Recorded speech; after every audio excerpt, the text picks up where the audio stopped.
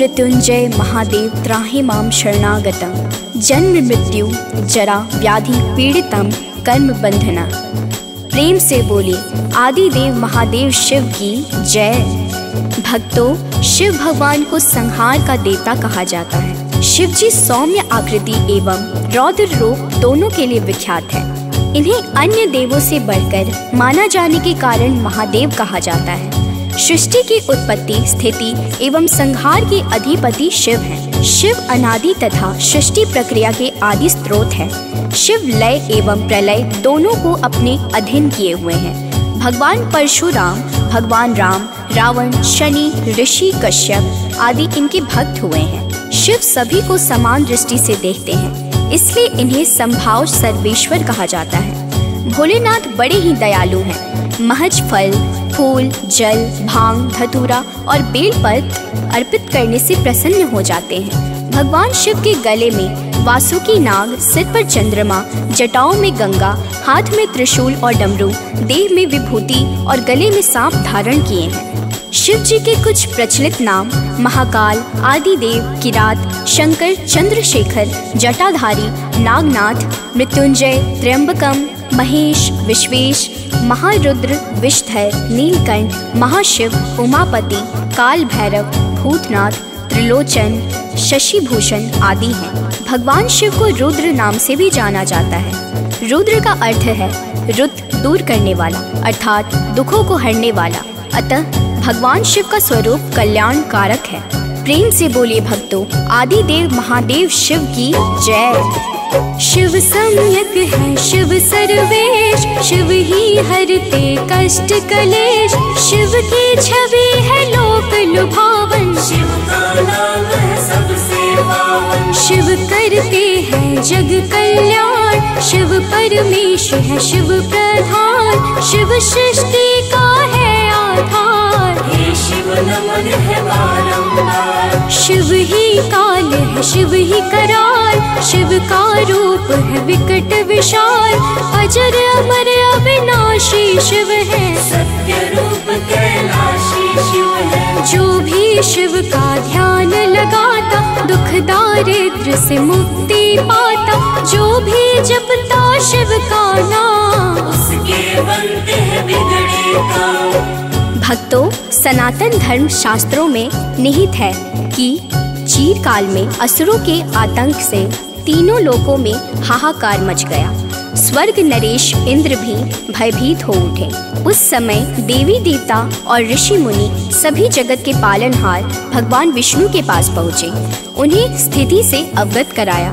तब भगवान विष्णु ने उन्हें असुरों की मदद से समुद्र मंथन कर अमृत प्राप्त करने की सलाह दी।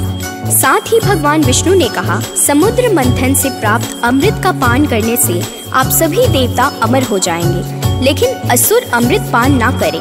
अगर कोई असुर अमृत पान कर लेता है तो वह अमर हो जाएगा। उस समय देवताओं और असुरों ने वासुकीनाथ और मंदार पर्वत की सहायता से समुद्र मंथन किया। समुद्र मंथन से 14 रत्न, विष और अमृत प्राप्त हुए। इनमें सबसे पहले विष प्राप्त हुआ था। जब समुद्र मंथन से विष प्राप्त हुआ तो देवताओं और असुरों में हाहाकार मच गया कि कौन विष ग्रहण करेगा। उस समय भगवान शिव ने तीनों लोगों की रक्षा हेतु विष पान किया। विष पान के चलते भगवान शिव के गले में जलन होने लगा, उनका शरीर तपने लगा। यह देख देवी देवता व्याकुल हो उठे। तब देवताओं ने भगवान शिव को अपने शीश पर चंद्रमा धारण करने की सलाह दी। चंद्रमा शीतलता प्रदान करता है, अतः भगवान शिव ने अपने शीश पर चंद्रमा को धारण किया। प्रेम से बोलिए भक्तों, आदिदेव महादेव शिव की जय। चीरकाल की बात है भक्तों, जग में मचा था हाहाकार।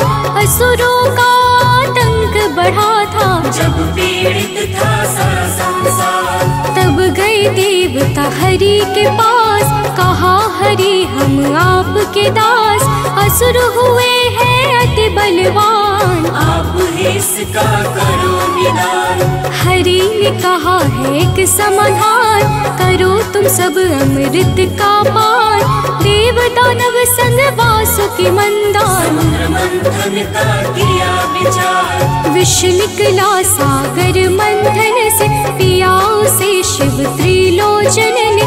तेज तपन वह चलन के कारण, किया शीश पर चंद्र को धारण। भक्तों, भगवान शिव का विवाह ब्रह्मा के पुत्र दक्ष की पुत्री सती से हुआ था। एक बार दक्ष ने एक विशाल यज्ञ का आयोजन किया, लेकिन उन्होंने शिव व सती को निमंत्रित नहीं किया।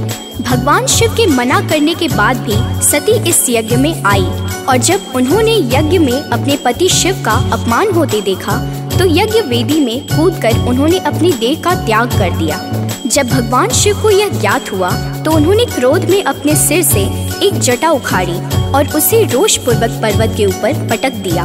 उस जटा से महाभयंकर वीरभद्र प्रकट हुए। शिव के इस अवतार ने दक्ष के यज्ञ का विध्वंस कर दिया और दक्ष का सिर काटकर उसे मृत्युदंड दिया। बाद में देवताओं के अनुरोध करने पर भगवान शिव ने दक्ष के सिर पर बकरे का मुंह लगाकर उसे पुनः जीवित कर दिया। वीरभद्र के अलावा शिव के 18 और अवतार हुए हैं, जिनके नाम इस प्रकार हैं: पिप्पलाद, नंदी, भैरव, अश्वत्थामा, शर्भावतार, गृहपति, दुर्वासा, हनुमान, वृषभ, यतिनाथ, कृष्ण दर्शन, अवधूत, भिक्षुवर्य, सुरेश्वर, किरात, सुनट नर्तक, ब्रह्मचारी और यक्ष। प्रेम से बोलिए भक्तों, आदिदेव महादेव शिव की जय। शिव विवाह हुआ सती के साथ, रहते थे दोनों धाम कैलाश। सुख शांति से बीते हैं दिन, परंतु दक्ष का मन था मलिन। शिव अपमान को यज्ञ कराया, यज्ञ में शिव सती को न बुलाया। शिव ने कहा सती वहाँ न जाओ, अनहोनी को न पास बुलाओ। सती न मानी गई अपने घर, वहाँ हुई उन्हें पीड़ा भयंकर। यज्ञ वेदी में खुद को जलाया, सबके मन में डर है समाया। क्रोधित शिव ने एक जटा को पर्वत पर है पटक दिया, जिससे उत्पन्न हुए वीरभद्र, जिन्होंने दक्ष का प्राण लिया। भक्तों, एक बार एक वृकासुर नामक राक्षस ने भगवान शंकर की आराधना करने का फैसला किया और हिमालय के केदार क्षेत्र में जाकर आराधना करने लगा। यज्ञ, जप, तप, ध्यान सब प्रकार से वह पूजा पाठ करने लगा। कुछ दिनों के बाद उसने सोचा कि मैं शरीर और प्राण को ही भगवान शिव को अर्पित कर दूंगा। ऐसा सोचकर वह अपने शरीर का मांस काट काट कर यज्ञ कुंड में डालने लगा, लेकिन भगवान शिव प्रसन्न नहीं हुए। परेशान होकर एक दिन उसने अपना शीश काटकर भगवान शिव को अर्पित करने का फैसला किया। स्नान ध्यान कर जैसे ही उसने खड़ग उठाकर अपना शीश काटना चाहा कि भगवान शंकर प्रकट होकर बोले, बस करो, तुम्हारी तपस्या पूरी हुई, मैं तुम पर प्रसन्न हूँ, वर मांगो। वृकासुर हाथ जोड़कर भगवान शिव से बोला, आप मुझे वर दीजिए कि मैं जिस प्राणी के सिर पर हाथ रख दूं उसकी तुरंत मृत्यु हो जाए। शिव जी ने कहा, तथास्तु। भक्तों, वरदान पाते ही वृकासुर की आसुरी वृत्ति जाग गई। उसने कहा कि प्रभु, आपका यह वरदान सत्य है या नहीं, इसकी परीक्षा लेना चाहता हूँ। इसलिए पहले आपके सिर पर ही हाथ रखकर देखता हूँ कि इस वर में कितनी सत्यता है। प्रेम से बोलिए भक्तों, आदिदेव महादेव शिव की जय। एक राक्षस था वृकासुर नाम, करने लगा वह शिव का ध्यान। सोचा शिव को खुश करने को अर्पित कर दूंगा अपना प्राण। अपने शरीर को काट काट कर करने लगा वह शिव को अर्पण। अंत में अपना शीश काट कर करने चला सर्वस्व समर्पण। तभी शिव ने दिया उसको दर्शन, कहा वृकासुर तुम मांगो वर। असुर ने कहा कि वो मर जाए, हाथ रखूं मैं जिसके भी सर। शिव ने कहा ऐसा ही होगा। असुर हुआ खुश पा वरदान, पर वरदान की सत्यता जांचन शिव चला है महाज्ञान। भक्तों, भगवान शंकर ने सोचा कि यह राक्षस अब कुछ नहीं सुनेगा। जब वृकासुर शिव जी के सिर पर हाथ रखने के लिए आगे बढ़ा तो वह वहां से भागने लगे। शिव जी भूमंडल छोड़कर देवलोक तक भागते रहे और वृकासुर भी उनका पीछा करता रहा। अंत में भगवान शिव विष्णु लोक पहुँचे और विष्णु जी को अपनी परेशानी बताई। विष्णु जी ने हंसकर कहा कि कुछ भी हो, आपके वरदान की सत्यता तो सिद्ध करनी ही होगी। भगवान विष्णु ने योग माया से एक वृद्ध तेजस्वी ब्रह्मचारी का स्वरूप बनाया और वृकासुर की ओर चल पड़े। भगवान विष्णु को जब वृकासुर आता हुआ दिखाई दिया तो उन्होंने आगे बढ़कर उसे प्रणाम किया। उन्होंने वृकासुर से कहा कि असुरराज कहाँ भागे जा रहे हैं? शरीर को थोड़ा आराम दीजिए। आप सब प्रकार से समर्थ हैं, फिर भी मेरे योग्य कोई काम हो तो बताइए। वृकासुर ने शिव जी के वरदान और उसकी परीक्षा की बात बताई।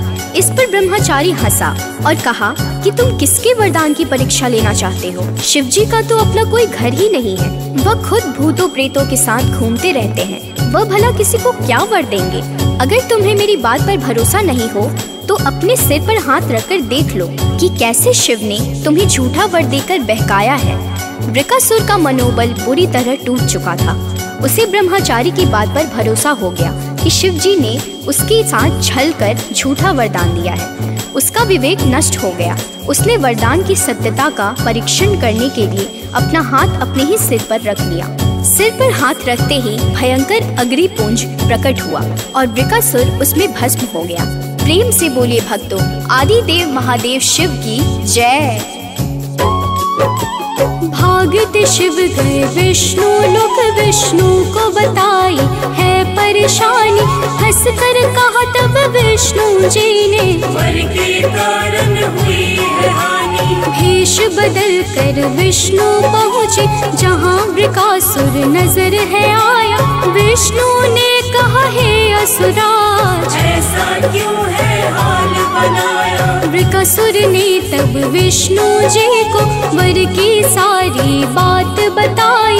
कहा विष्णु ने असुर राज से, ऐसा भी कहीं होता है भाई।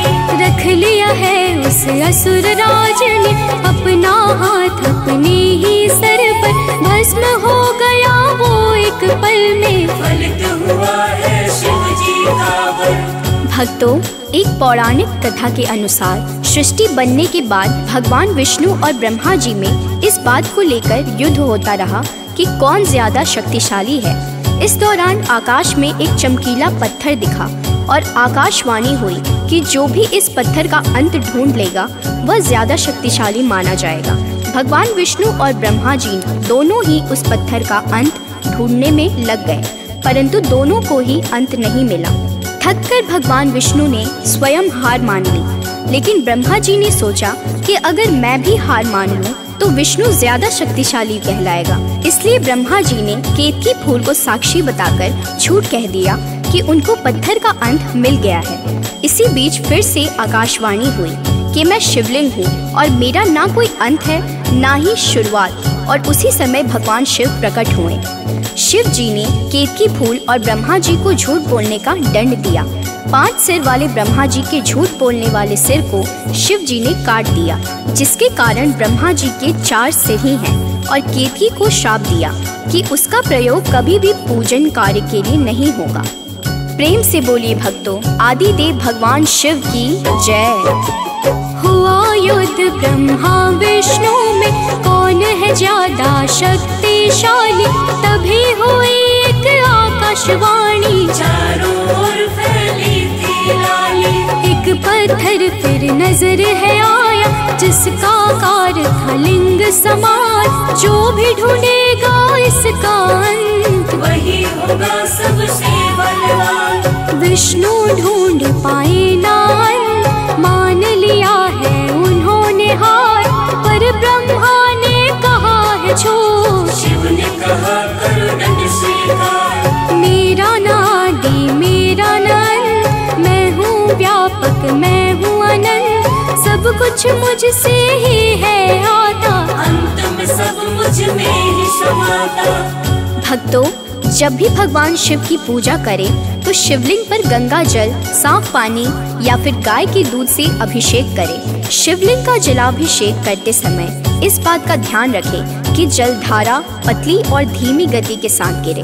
तीव्र गति के साथ जलाभिषेक न करें। बेलपत्र के बिना शिव जी की पूजा अधूरी है। 3 पत्तों वाला साबुत बेलपत्र भगवान शिव को अर्पित करें। बेलपत्र को चिकनी सतह की तरफ से शिवलिंग पर चढ़ाना चाहिए। बेलपत्र के अलावा आप भांग, धतूरा, आक या मदार का फूल, शमी के पत्ते आदि भी अर्पित कर सकते हैं।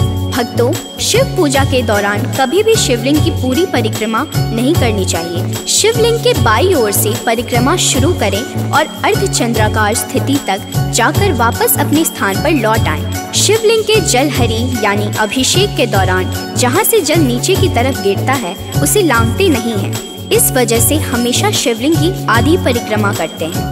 भक्तों, जब भी आप शिव मंदिर जाएं या घर पर शिवलिंग की पूजा करें तो सबसे पहले आचमन आदि से शुद्धि जरूर करें। स्वयं को शुद्ध करने के बाद ही पूजन करें। शिव पूजा में ध्यान रखें कि तुलसी, सिंदूर, हल्दी, नारियल, शंख, केतकी का फूल आदि का उपयोग नहीं करना है। ये सभी वस्तुएं शिव पूजा में वर्जित हैं। प्रेम से बोलिए भक्तों, आदिदेव महादेव शिव की जय।